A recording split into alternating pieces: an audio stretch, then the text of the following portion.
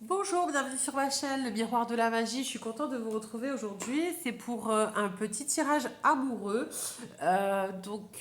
Amoureux et pour les femmes, ou donc en genre ou en polarité. C'est-à-dire que vous pouvez être un homme, mais de polarité féminine. Voilà. Très yin. Voilà, voilà. Je vais utiliser l'oracle du Verseau pour vous. Et voilà, pour savoir un petit peu où est-ce qu'on en est au niveau amoureux ou amoureuse pour les féminins divins. Euh, j'ai utilisé l'oracle Zodiac Oracles pour sortir la carte Moon, donc la lune qui représente le féminin, et Vénus, la planète de l'amour, évidemment. Évidemment, of course. Of course. Il y a des libérations, quelques séparations peut-être, ouais. Ou alors, depuis cet hiver, vous vivez vraiment très mal l'isolement, la privation de liberté. Et du coup, ça vous fait travailler. Parce qu'en fait, il faut savoir que chaque ressenti négatif doit être transmuté. Alors, transmuté, c'est-à-dire qu'on doit faire appel à l'alchimiste qui est en nous, c'est-à-dire prendre une émotion négative et la repolariser en positif. Donc, si vous vivez mal la privation de liberté, c'est que vous avez quelque chose à travailler dessus.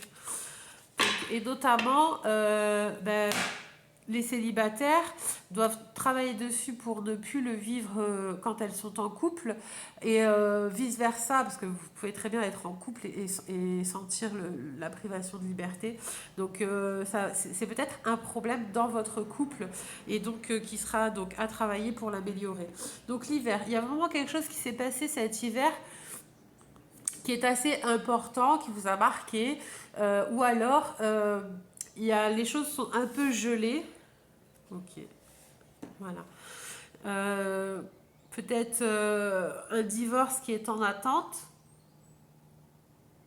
ou des papiers administratifs qui traînent. La situation met du temps à avancer au niveau des papiers administratifs.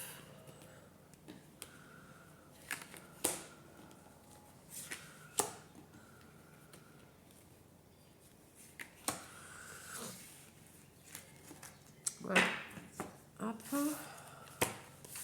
Apprentissage et clairvoyance. Ok. Donc, j'ai envie de dire que vous vivez une période un petit peu, on va dire, déstabilisante, qui vous met dans une position de errance. Il y a aussi une notion d'apprentissage. Cette mise en état de sentiment de errance, vous savez, de vivre au jour le jour, de ne pas savoir où on va, manque de projection, manque de visibilité, que ça soit vécu de manière personnelle ou en couple, c'est pour vous faire travailler votre intuition, pour vous faire travailler au niveau de vos capacités parapsychiques, de votre clairvoyance, de votre objectivité. Donc tout ça, vos capacités sont endormies et on vous a poussé pas dans une zone pas dans une zone d'inconfort, je dirais pas ça, mais on vous a obligé à vivre différemment, c'est-à-dire apprendre à vivre l'instant présent, qui est assez difficile, à travailler sur un lâcher prise, et voilà, ouais. Pour justement ne plus ressentir cette sensation d'être esclavagisé. Donc ça peut être au niveau sociétal, vous savez, par rapport à la société patriarcale, c'est-à-dire cette position de femme esclave, de femme servante. vous devez apprendre à vous libérer de cette fausse croyance, d'accord? C'est-à-dire que si on vous l'a inculqué, et d'ailleurs le monde occidental s'en charge très bien, de nous faire croire qu'en fait la femme a toujours été traitée de manière... Alors, je ne dis pas que c'est le cas, hein, attention, je ne dis pas que ça n'a jamais été le cas, mais que la femme a toujours été en position d'être soumise. Si vous voulez, si on vous l'inculque depuis votre plus jeune âge, euh, ça va animer chez vous une certaine colère et une certaine révolte, d'accord? Alors que quand on s'intéresse un peu plus près à l'histoire, la reine Cléopâtre quand même, hein, après, on voit à quelle importance ont joué toutes les femmes dans les différentes cours dans les différentes cours royales, notamment françaises. À l'heure actuelle, la reine Elisabeth est vraiment très importante dans le monde. Vous voyez, donc bon, alors oui, ok, on prend du cas par cas et on prend des têtes couronnées. Ok, d'accord. Bon, après, je sais plus quel roi de France, c'était une paysanne hein, qui a fini par le conseiller, d'accord. Une femme de rue, hein, de la rue, hein, donc et elle est montée au plus haut sommet. Alors certes, c'est vrai, en tant comment dire, en tant que pas il y a un favorite, oui voilà, parce qu'il y avait mais de là à croire que la femme est uniquement là pour servir l'homme, ça vous met dans une fausse croyance, voilà. Donc essayez de vous en sortir de ça. Et surtout de la colère que ça engendre, parce que ça provoque un certain déséquilibre intérieur qui fait qu'en fait vous le reproduisez après dans votre relation, d'accord? Dans la relation que vous avez avec l'homme. Ok. Du coup, cette colère, l'homme doit la recevoir en pleine face. Donc, voilà. Alors, je ne dis pas que il n'y a pas de raison d'être en colère par rapport au traitement qu'a la femme dans la société, notamment actuelle. Ça, il n'y a aucun problème. Par exemple, moi-même, je suis la première révoltée parce qu'on gagne moins qu'un homme pour le même poste. Ça, c'est inadmissible. Voilà. Ce manque d'équilibre, cette injustice, cette non-égalité, voilà, elle est inadmissible. Voilà. Mais par contre, il faut être au clair avec ça. C'est-à-dire que il faut l'accueillir, l'accepter pour s'en débarrasser et la régler. Voilà. Alors,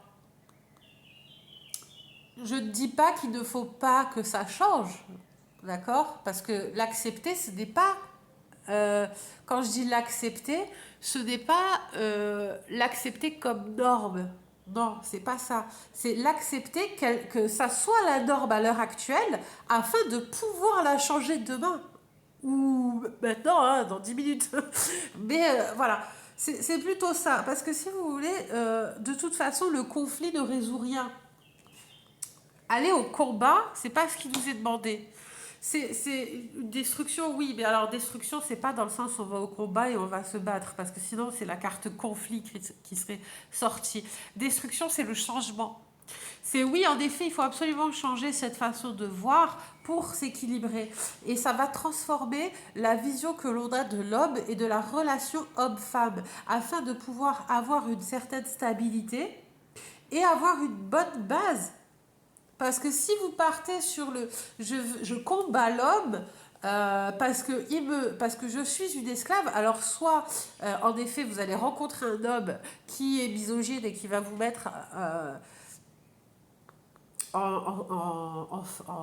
qui va vous mettre en pleine face que vous êtes entre guillemets soumise à l'homme et ou alors l'engagement aussi, hein. Attention, l'engagement, c'est-à-dire que peut-être il y a une fuite de l'engagement parce que vous vous sentez étouffé à chaque fois que vous vous engagez avec quelqu'un. Et du coup, il faut absolument régler ça parce que si vous ne le réglez pas, forcément, vous n'allez jamais avoir d'histoire sérieuse et sur du long terme avec qui vous allez vivre une relation stable et équilibrée.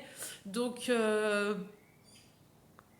voilà. Moi, franchement, j'espère que de toute façon ce travail sera fait, que ça soit pour l'enchaînement suite à l'engagement avec quelqu'un ou l'enchaînement par rapport à la position de soumission et d'être servante ouais, de servir l'homme doit être équilibré et d'avoir une vision autre, sortir de ces fausses croyances pour pouvoir détruire cette fausse croyance.